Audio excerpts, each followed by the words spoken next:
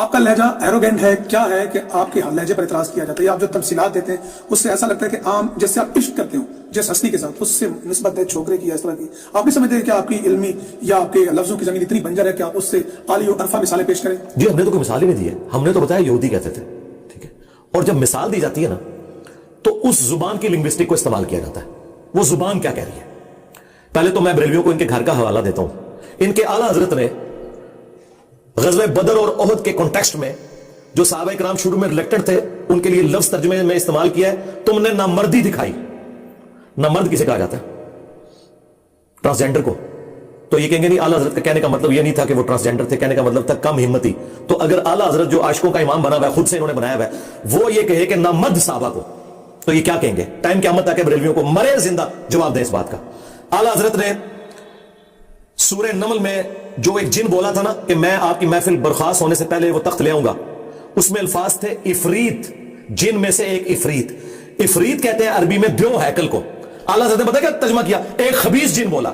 تمہارے اعلیٰ حضرت نے ایک صحابی جن کو خبیث کہا ہے، اس کو اردو نہیں آتی تھی، یو پی کا رہنے والا تھا، میں تو پنجابی ہوں، میں جسٹیفائی کروں گا جو کچھ بولوں گا، میں اسے جسٹیفائی کروں گا اللہ کے فضل سے۔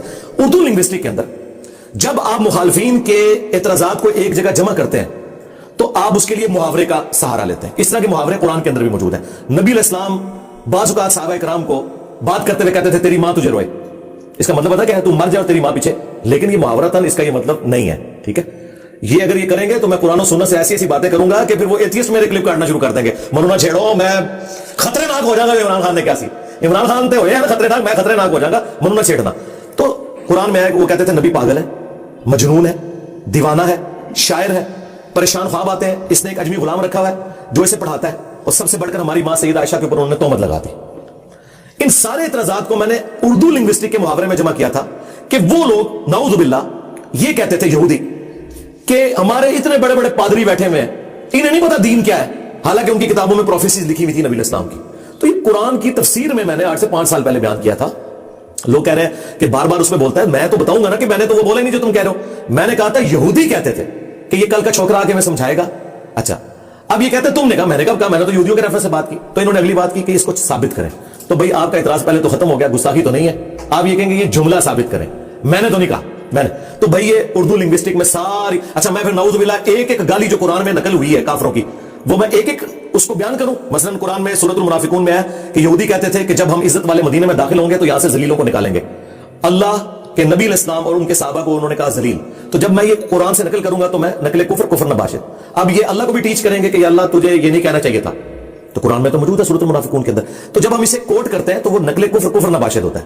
یہ جو میں نے چھوکرا لفظ استعمال کیا، یہ تو ان کے پیر کرم شاہ صاحب کا بھی نکلا ہے۔ انہوں نے سورہ مریم کی تفسیر میں حضرت ابراہیم کے والد نے جب ان کو ڈانٹا، والد تو نہیں تھے وہ ابا تھے یعنی چچا، اور وہ کافر تھے، تو اس میں پیر کرم شاہ صاحب نے لکھا کہ ان کے ابا نے یہی گمان کیا یہ کل کا چھوکرا آ کے مجھے سمجھائے گا۔ وہاں لفظ ہے لڑکا۔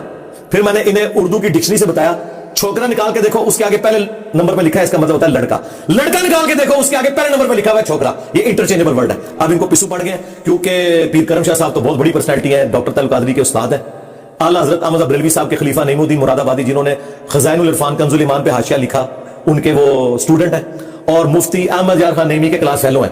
مفتی احمد یار نعیمی اور پیر کرم شاہ انہوں نے اکٹھا 1947 میں دور حدیث کیا ہوا ہے۔ اب ان کے پاس تو کوئی راستہ نہیں رہا، اور سب سے بڑھ کر آج وہابی اور بریلوی بھائی بھائی بنے ہوئے نا، تو سرکار خلیل الرحمان جو سب سے بڑا فیس ہے وہابیوں کا، اس نے تو آگے کہا ہے کہ جب کبھی بھی کوئی پیغمبر اپنی امت میں گیا ہے تو سامنے بابوں نے یہی کہا کہ ہم نے داڑیاں دھوپ میں سفید کی ہیں، یہ کل کا چھوکرا آ کے میں سمجھائے گا۔ ہونا تو چاہیے تھا 1,24,000 FIR اس میں بھی کٹوائی جاتی۔ دنیا میں آنے والے ہر پیغمبر کے ساتھ اس کی قوم نے جو پہلا اعتراض کیا بنیادی وہ یہی تھا کہ ہمارے باپ دادا پاگل تھے، انہوں نے جب داڑیاں دھوپ میں سفید کی تھی، کیا ان کو کچھ پتہ نہیں تھا یہ کل کا چھوکرا آ کر ہمیں یہ سمجھانے لگا دی، یہ کل کا چھوکرا آ کر ہمیں یہ سمجھانے لگا دی، یہ کل کا چھوکرا آ کر ہمیں یہ سمجھانے لگا دی۔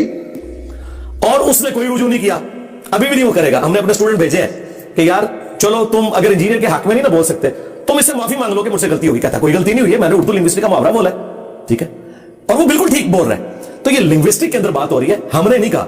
یہی وجہ بھائی اس کے اوپر پہلے بھی FIR فارغ ہو چکی ہے، انہوں نے کٹوائی تھی آج سے 6 مہینے پہلے، FIA میں گئی فارغ، اور سرکار یہ بھی فارغ ہو چکی ہے کیونکہ جیلم کی جو کورٹ ہے اس نے جورسڈکشن اپنی اٹھا لیا۔ انہوں نے کہا یہ FIA کا کیس ہے اور FIA کے ساتھ ہم رابطے میں، انشاءاللہ ہم انہیں جواب دیں گے۔ سب سے پہلے تو یہ جو کلپ ہے نا، इनको ओरिजिनल क्लिप ही नहीं मिलते, ये क्लिपड़ियां छोटी छोटी काटी होती हैं और पूरे कॉन्टेक्स्ट में बात हुई हुई है। जाए गोरे की अदालत में मुकदमा रखें, वो बता देगा आपको कि किस कॉन्टेक्स्ट में क्या बात हो रही है। ये जानबूझ के ना वो अल्फाज के चुनाव को गुस्ताखी समझते हैं। तो वो मैंने इनको फकी दे दी है कि तुम्हारे आला हजरत ने तो साहबा को लिखा है नामर्द, तुम्हारे आला हजरत ने एक साहबी को लिखा खबीस जिन, ठीक है। और ये मेरा क्लिप आ रहा है, ये तैयार है, आला हजरत के तर्जमे की खूबियां और खामियां, मैंने खूबियां भी बताई हैं, लेकिन हमने कभी किसी की तकफीर नहीं की है।